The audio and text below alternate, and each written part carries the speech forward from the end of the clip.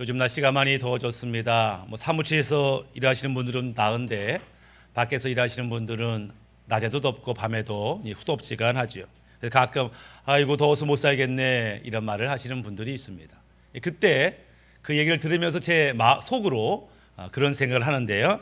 야, 이스라엘이 얼마나 더운데 이건 아무것도 아니야 이런 생각을 제가 합니다.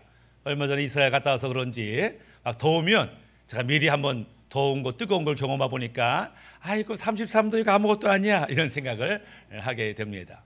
한번 이스라엘을 마치고 이제 요르단으로 건너가는데 그날 안식일이었어요. 그러니까 안식일에는 원래 이스라엘과 요르단 사이에는 검문소가 많아요. 국경에 통과하는 데가 많은데 안식일에는 다 막아요. 다 안 합니다. 하나만 일하는데 홍해바다 쪽에 맨 밑에 있는데 거기만 이제 국경을 통과할 수 있고 다 막혔어요. 그러니까 건너가야 되니까 제 아래까지 내려와서 홍해바다 근처에 검문소를 통과하려고 이제 버스 내리는데 버스 앞에 온도계가 있는데 온도가 47도 써 있는 거예요. 그래서 제가 아유 이거 고장 났구나 이렇게 생각했어요. 저 고장 났구나 하고 딱 내리는데 문 여는 순간 뜨거운 바람과 햇빛이 제 뺨을 딱 때려서 야, 이 뜨거운 햇살이 뺨을 때린다는 게 이거구나. 딱 그런 순간 이거 내려야 돼 말아야 돼 하면서 이제 고민하면서 아주 그냥 힘들게 국경을 고문이 힘든 게 아니라 날씨가 너무 힘들어가지고 짐을 다 들고 국경까지 걸어가서 이렇게 했던 너무너무 그 한번 경험을 하고 나니까 아이고 33도 아이고 양반이지 하면서 이제 별거 아닌 것처럼 느껴졌어요. 우리 인생 가운데 보통 군대 갔다 오신 분들 내가 해병대 출신이야 이러면 이까짓 거 아무 염려도 아니죠. 이거 힘도 안 들어 이까짓 거 이렇게 생각하는 것처럼 우리 삶 가운데 연단이 많고 고난이 많은 분들은 지금 물론 힘들지만 어렵지만 야 과거 내가 죽을 고비 넘긴 거 비하면 이거 아무것도 아니야 이러면서 넉넉히 이기는 분들을 보게 됩니다. 우리 가운데 지금 힘들어서 못 살겠다 이러신 분이 있으면 머지않아 지금의 이 인내와 연단이 언젠가는 어려움을 넉넉히 이길 수 있는 그렇게 연단받는 기간이 되리라 축복합니다. 아멘. 근데 이스라엘이 꼭 이렇게 덥기만 하고 뜨겁기만 하냐? 그렇지가 않아요. 남쪽은 그렇게 덥고 뜨거운데 이 조그만 나라가 북쪽만 가도요 시원한 바람이 들고 냇물이 흐르고 나무도 많고 그런 경치를 보게 됩니다. 그래서 북쪽 지역에서 가장 경치 지연 지역이 뭐냐면 과거에 단지파가 살고 있었던 단이 그렇게 살기가 좋아요. 지금은 그 이름을 텔단, 그러니까 텔 아비브, 텔이 있잖아요. 이 텔은 언덕이라는 거예요. 단지파가 살던 언덕. 거기는 그렇게 경치가 좋습니다. 이스라엘은 북쪽 남쪽으로 이제 강이 흐르잖아요. 요단강이 흘러서 갈릴리 바다를 이루고 더 흘러서 사해 바다를 이루고 이 요단강이 이스라엘 백성의 젖줄이어서 모든 농작물이 요단강 물로 통해서 이제 농사를 짓게 되는 중요한 수자원이 됩니다. 근데 요단강, 요단의 뜻이 있어요. 요단강의 요단은 단에서부터 출발했다 이런 뜻이에요. 요단강은 이 강물이 단에서부터 흘러내린 강이야 그런 의미로 요단강이라고 이렇게 부르는 거죠. 그러니까 단이라고 하는 지역에는 샘이 막 솟아요. 그 위에는 물이 없어요. 산이고 바위인데 갑자기 막 샘이 막 솟아. 그래서 막 샘물이 막 흘러 넘쳐가지고 다른 지역은 다 아주 빼짝 마르고 덥고 뜨거운데 요단 지역에는요, 단 지역에는요 폭포수도 있어요. 얼마나 아름다운 이 조그만 나라에 저기 끝에는 47도인데 여기는 한 20도로 얼마나 시원하고 좋은지 그런 모습들을 보게 됩니다. 그래서 이것이 요단강을 이루죠. 요단강이 이스라엘 백성의 수자원에 굉장히 중요하지만 영적인 의미도 꽤 큰 것을 보게 됩니다. 요단강을 건넜다. 며칠 후 요단강 건너가 만나리. 여기서 요단강은 죽음을 의미하죠. 그분 요단강을 건너셨어. 이건 이제 돌아가셨다 이런 의미인데 성경에서 요단강은 그런 의미가 아닙니다. 성경에서의 요단강은 영적 축복의 장소예요. 요단강을 건넜다 그러면 그의 존재가 바뀌었다. 요단강을 건넜다 그가 이제 고난을 끝내고 축복의 땅을 넘어갔다 이런 뜻입니다. 그러니까 요단강은 인생의 어떤 전환점, 인생이 새로운 인생을 나아가는 출발점 이런 의미가 있어요. 신약 성경에 세례 요한이 요단강에서 세례를 베풀죠. 그러니까 요단강에서 세례를 베푼다라는 것은 이전의 모든 죄악된 나는 죽고 하나님으로 산다, 모든 더러움을 씻고 주님과 더불어 산다, 그것이 세례의 의미인 것처럼, 세례 받기 전과 후가 달라지는 것처럼 요단강은 새로운 출발점이 되는 것이죠. 예수님도 그 요단강에서 세례를 받으셨습니다. 그분이 30살이 되기 전까지는 보통의 평범한 삶을 살았어요. 요단강의 세례를 받으시고 성령 충만을 경험하시고 3년 동안은 전혀 다른 인생을 살게 되죠. 그래서 요단강은 새로운 출발점을 의미합니다.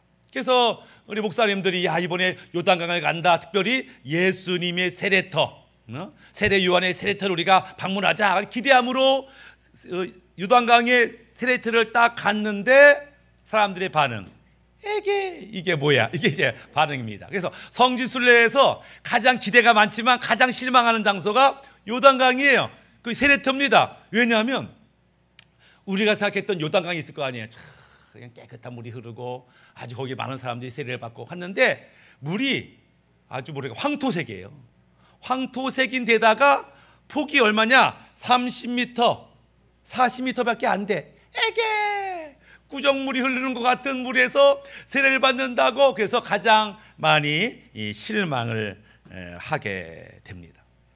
얼마 전에 어떤 일이 있었냐면은 이제 한국에서 이제 성지순례 팀이 간 거예요. 그래서 이제 아마 한 교회에서 간 것 같아. 그래서 성도님들이 요단강에 왔으니 우리가 세례를 받읍시다. 그래가지고 목사님이 이제 세례를 요단강에서, 이미 그들이 한번 받으신 분들이지만 추억 삼아 한 번 더 세례를 받습니다. 한 번 보고 다 이제 끝났어요. 근데 목사님이 본인은 세례를 못 받았잖아. 그러니까 아쉬우니까 혼자 물에 풍덩 들어갔어요.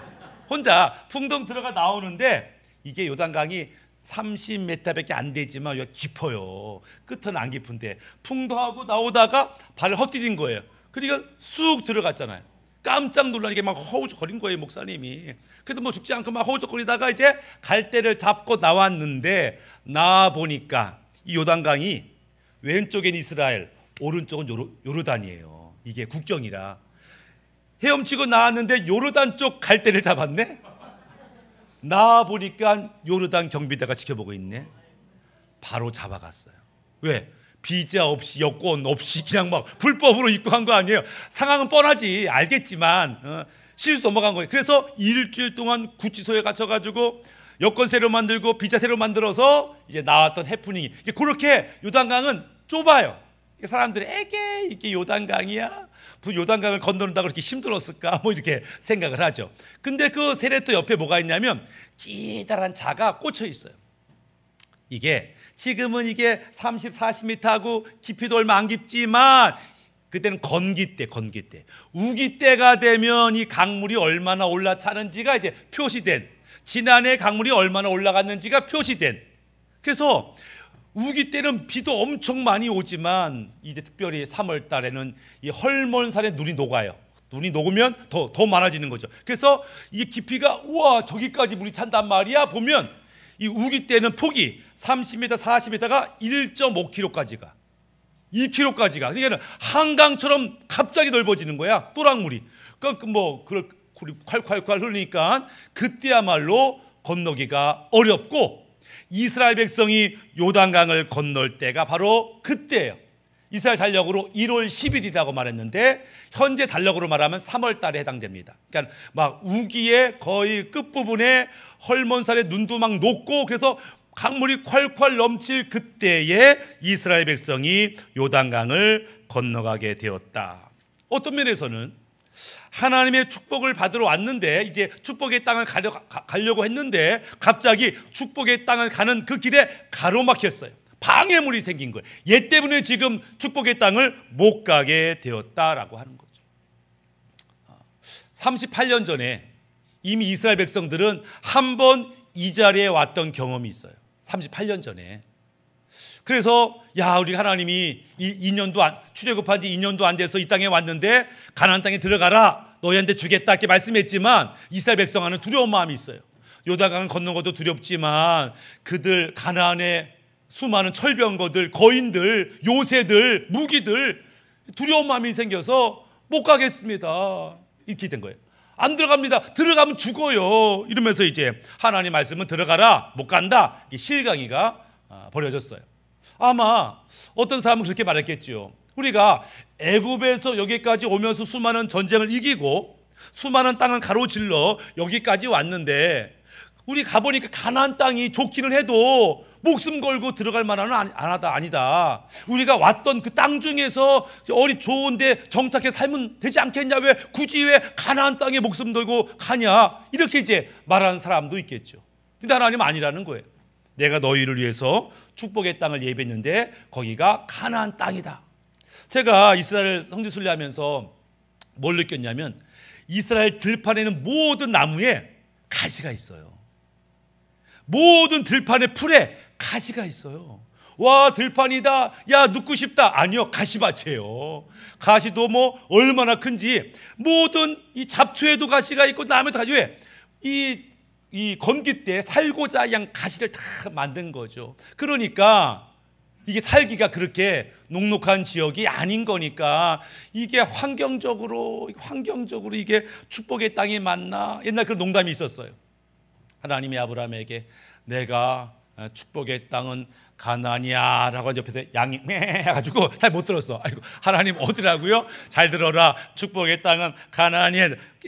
해가지고 또 못 들었어. 염소 때문에. 아주 그럼 원래 아주 가나안이요? 알겠습니다. 갔다는 거예요. 근데 원래는 하나님이 원래 축복의 땅은 카나다야. 이제 어디요? 축복의 땅은 카나다인데 가나안이요? 잘못 들었다는 거예요. 카나다를 갔다 오신 분들이 카나다가 얼마나 환경이 좋은지 여기야말로 축복의 땅이다 이렇게 말했는데 왜? 인간의 눈에 볼 때 가나안이 그렇게 축복의 땅처럼 보이지가 않은 거예요. 아, 이게 축복의 땅이야? 근데 왜 하나님이 이 땅을 축복의 땅이라고 했을까?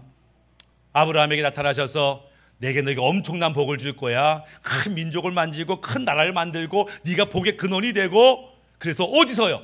내가 지시할 땅으로 가라. 가나안으로 가라. 가나안으로 가라. 근데 아마 아브라함이 생각했지 모르겠어요. 하나님 왜 굳이 가나안입니까? 여기 갈대아우로도 괜찮은데 여기 강도 있고 내가 삶의 터전도 여기 있는데 여기서 시작하면 안 됩니까? 안 된다는 거예요. 아, 여기서부터 거기까지 850km를 걸어가야 되는데 노인네 75세 노인네가 거기까지 가는 게 쉽지가 않아요. 하나님 이 중간 대충 여기 강 좋은데 경치 좋은데 자리 잡으면 안 되겠습니까? 안 된다는 거예요. 꼭 가나안에 가라는 거예요. 그래서 아브라함이 그 땅까지 가게 됐어요. 와봤는데 물론 좋기는 해도 뭐 그렇게 깜짝 놀랄 만큼 기후가 좋은 곳은 아니에요. 왜 여기가 나의 축복의 땅이라고 할까? 이런 생각을 했겠죠. 어느 날 100살에 난 아들 이삭을 제물로 바치라는 거죠. 아브라함이 알겠습니다. 뭐 하나님 뭔 뜻이 계시겠지. 그리고 아들을 제물로 죽이려고 할 때 하나님이 아브라함아 멈춰라 이러면서 아들을 이삭을 죽이지 않고 대신 양을 준비해서 하나님이 제물을 받았어요. 그리고 그 장소를 여호와 이레라고 불렀죠. 하나님이 준비하신다는 거예요. 뭘 준비하냐면은 인간의 죄, 인간의 저주를 끊을 구원자를 내가 보내겠다. 그 예수님을 주님이 준비하시고 예비하시겠다라는 거예요. 즉 하나님이 가나안 땅의 축복의 땅이라고 하는 것은 단순히 기후를 얘기하는 게 아니에요. 지정학적 요충지를 얘기하는 게 아니에요. 거기에 하나님이 인간의 고통의 근본 원인인 죄 문제, 저주 문제, 죽음의 문제를 해결할 그분을 내가 이곳에 준비하시겠다라고 하는 거죠. 아브라함의 아들 이삭이 컸습니다. 근데 그날 그가 한 40세쯤 됐나 흉년이 들었어요. 가뭄이 들었어요. 못 살겠다. 다들 이사 갑니다. 어디로? 애굽으로 이사 가는 거예요. 애굽에는 먹을 게 많다. 살기 기후가 적당하다. 다들 이사 가니까 이삭도 안 되겠다. 나도 가야 되겠다 하고 짐을 꾸리는데 하나님이 나타나셨어요. 나는 네가 이 땅 가나안 땅을 떠나는 것을 원하지 않는다. 하나님 가뭄이에요. 흉년이에요. 먹을 게 없어요. 나는 네가 이곳 떠나기를 원하지 않는다. 이곳이 너의 축복의 땅이다. 이삭이 그럼 알겠습니다 하고 이사하지 않고 머물렀더니 농사를 지었더니 그 해 하나님의 말씀을 듣고 순종한 그 해에 100배의 소출을 얻었다. 100배의 축복을 받았다라고 하면서 다시 한번 이 땅이 너희에게 축복의 땅이다 이렇게 말씀을 하신 거죠. 이제 이스라엘 백성에게 축복의 땅 가나안이 코앞에 놓여 있습니다. 이제 그 땅에 들어가기만 합니다. 되면 이제 과거 38년 전 또는 40년 동안의 광야 생활의 연단을 끝내고 이제 축복의 땅으로 들어가기만 하면 되는데 요단강이 방해물처럼 가로막고 있는 거예요. 우기 때 물이 콸콸 흘러넘쳐서 겁나는 그 강물을 건너서 가야 되는 그 순간에 다가왔다. 쉽게 말하면 하나님이 아무리 예비해 놓은 축복이라고 할지라도 준비가 되지 않으면 그 축복을 누릴 수 없는데, 하나님이 요구하시는 첫 번째 준비가 뭐냐면 믿음이 준비되어 있냐라고 하는 거예요. 과거 너의 부모 세대들이 여기까지 왔다가 믿음이 없어서 돌아갔지. 그 시커먼 강물을 보고 적들의 철병거를 보고 무서워서 도망갔지. 너희는 동일한 상황에 처해 있는데 믿음으로 나아가겠느냐, 내 말씀대로 순종하겠느냐, 이걸 물으시는 거죠. 그랬더니 이스라엘 백성이 그럼요, 말씀대로 하겠습니다, 믿음대로 순종하겠습니다. 이제 자기 안에 있는 믿음을 이제 사용할 때가 된 거예요. 그들 부모 세대도요, 믿음이 있었어요. 하나님이 어떤 분인지 알았습니다. 그러나 그 믿음을 사용하진 않았어요. 근데 그 다음 세대, 자녀 세대들은요, 그들이 경험한 믿음을 사용함으로써 이 문제를 해결하게 되었다라고 하는 거죠. 그런데 왜 꼭 이 요단 강물을 건너갈 때가 1월 10일, 쉽게 말해 지금으로 한 3월쯤 이 요단강이 콸콸 흘러 범람할 때 왜 굳이 그런 말씀을 하셨는가라고 하는 거죠. 그러니까 하나님이 의도하신 것 같아. 하나님이 물이 빼짝 말라가지고 강폭이 30m밖에 안 됐을 때 그냥 점프만 해도 갈 수 있을 때가 아니라 일부러 어마어마하게 불어날 그때에 맞춰서 건너가라고 하신 것은 그들의 믿음을 테스트하기 위해서기도 하지만 동시에 하나님이 어떤 분인지를 다시 한번 보여주기 원하셨던 것 같아요. 그들의 부모 세대 40년 전에 그들이 애굽을 출애굽할 때는요, 홍해 바다가 있었어요. 하나님의 기적으로 홍해 바다가 갈라지는 것을 그의 부모가 봤어요. 아마 자녀들한테 아마 우리가 애굽에 나올 때 바다가 갈라지는 걸 봤어, 아마 자랑했겠죠. 근데 그때 어렵거나 광에서 태어난 그 다음 세대들은 그 엄청난 기적을 못 봤어요. 근데 이번에 마지막으로 요단강을 건너면서 요단 강물이 끊어지는 엄청난 기적을 경험시킴으로 말미암아, 아 그렇지, 우리가 믿고 따르는 하나님이 바로 이런 능력의 하나님이시를 경험하기 위해서 일부러 그렇게 하지 않았나. 그런데 이 엄청난 기적은 순종하는 자만이 경험해요. 하나님이 엄청난 기적과 축복을 예비해 놓았지만 믿음이 없으면 그것이 내 것이 되지 않는다. 두 번째, 주님께서 원하시는 두 번째 조건이 뭐냐면 성결하라. 하나님의 축복의 땅을 밟기 전에 너희는 성결해야 된다, 이렇게 말씀하죠. 여호수아 3장 5절에 여호수아가 또 백성에게 이르되 너희는 자신을 성결하게 하라. 여호와께서 내일 너희 가운데 기이한 일들을 행하시리라. 너희가 예수 십자가의 보혈로 깨끗하게 되지 않으면, 정결하게 되지 않으면 하나님의 축복을 온전히 누릴 수가 없어, 이렇게 말하는 거예요. 내가 너희 모두에게 복 주고 너희를 잘되게 하기를 원하지만 준비가 안 되면 이거 못 받는 거야. 특별히 거룩하고 정결하고 성결하지 않으면 하나님의 축복을 받을 수 없어, 이런 거죠. 고등학교 학생이 꿈이 있어요. 넌 꿈이 뭐냐? 의사 될 거예요. 너는 판검사 될 거예요. 아이들이 꿈을 꾸고 공부하면 되겠죠. 판사도 의사도 뭐 검사도 다 되겠죠.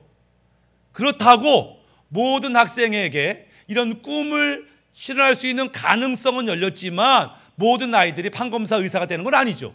왜? 열심히 공부하고 열심히 꿈을 위해 달려가는 그 아이들이, 준비된 아이들이 그 꿈을 이루는 것처럼 하나님이 예배해 놓은 축복도 마찬가지예요.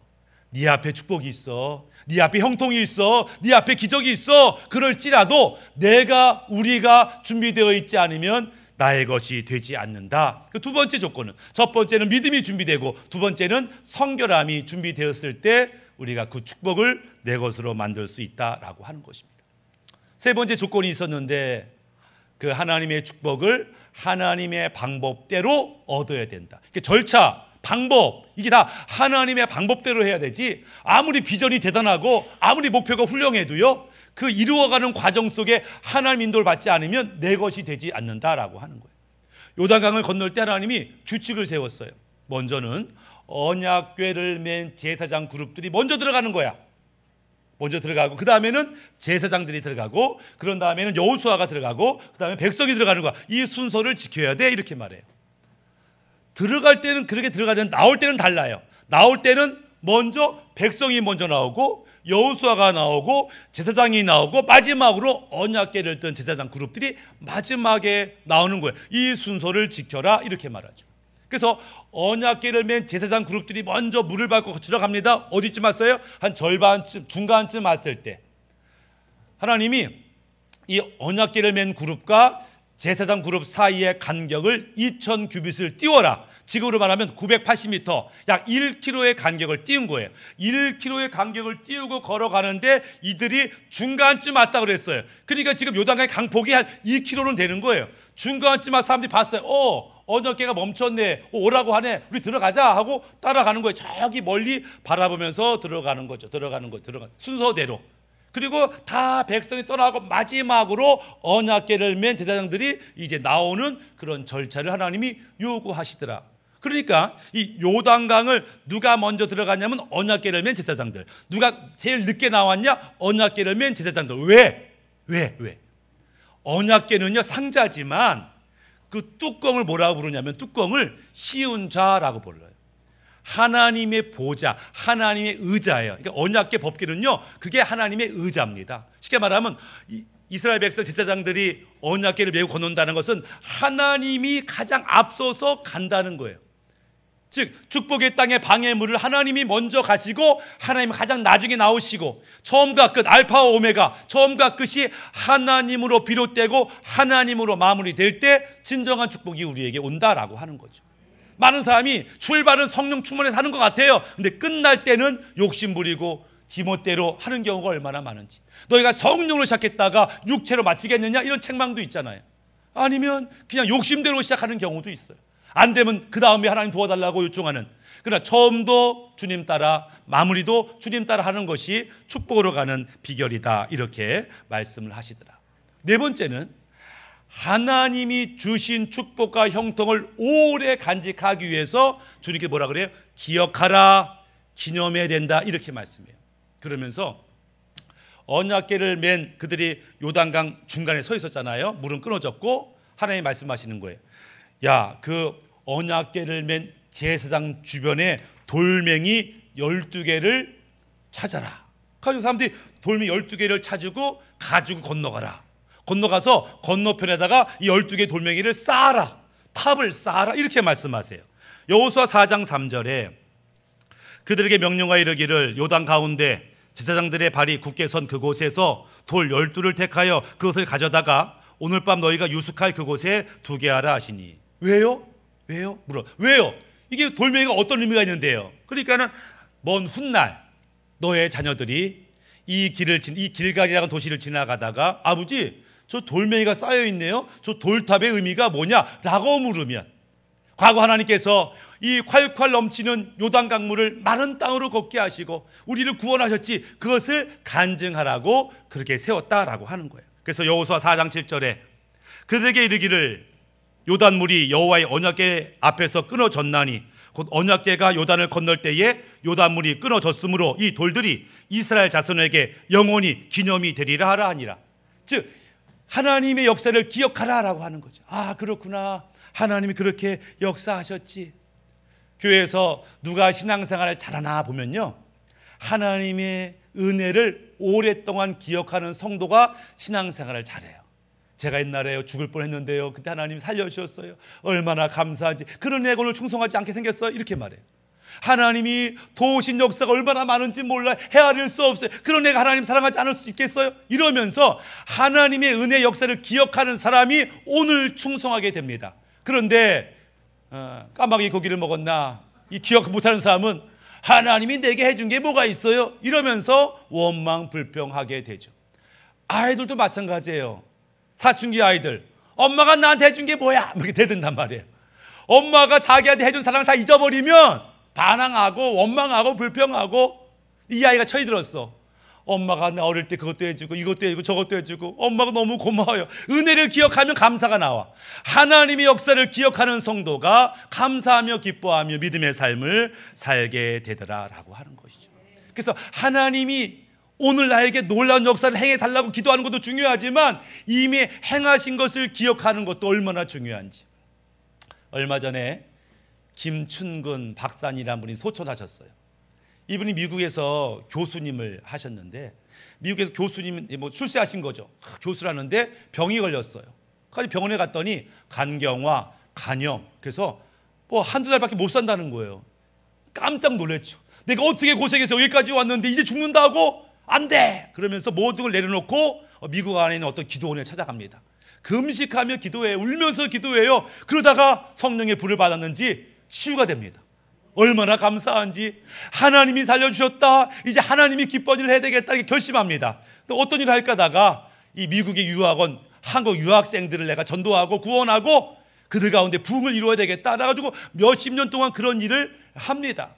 근데 이분이 특징이 하나 있는데 콧수염이 아주 그럴싸합니다. 콧수염이. 원래는 더 깔끔해가지고 콧수염이 안 길렀다는 거예요. 근데 갑자기 콧수염을 기르니까 사람들이 질문해요. 아니 박사님 왜 갑자기 콧수염을 길러요? 이렇게 질문하니까 뭐라고 대답했냐면 하나님이 날 살려주는 은혜가 얼마나 귀한데 내가 가끔 깜빡깜빡할 때가 있다. 그래서 이제 콧수염을 기르면서 콧수염을 볼 때마다 야 내가 콧수염을 다 기르다니 하나님 은혜로 내가 콧수염도 기르게 됐지 이러면서 하나님의 은혜를 기억하고자 콧수염을 기른다. 이렇게 이제 말하는 것을 보게 됩니다. 그러면서 거울을 볼 때마다 하나님의 은혜를 기억하며 감사하며 충성한 삶을 살았던 것처럼 우리도 하나님의 은혜를 기억하는 자가 축복에 사는 삶의 특징인 것을 보게 됩니다.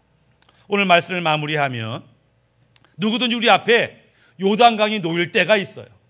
야 내가 이 문제를 해결할까? 야 이 사건 사고를 해결할 수 있을까? 안 되는데. 그런데 주님께서 말씀하세요. 두려워하지 말라, 놀라지 말라, 내가 너와 함께 하실 거야. 이런 말씀을 주세요.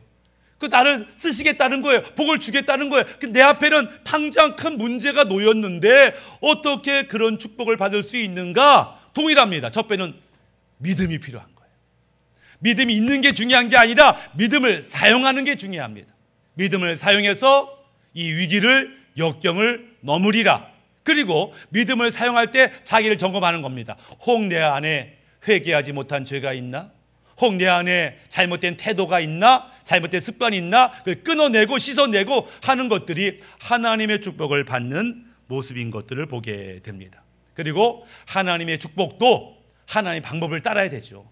야 기회다, 횡재다. 이게 기회나 횡재가 아닐 경우가 있어요. 물고기가 막 헤엄칩니다. 막 헤엄치는데 갑자기 그렇게 찾던 지렁이가 내 앞에서 꿈틀꿈틀거려요. 와 횡재다. 아니요 미끼입니다.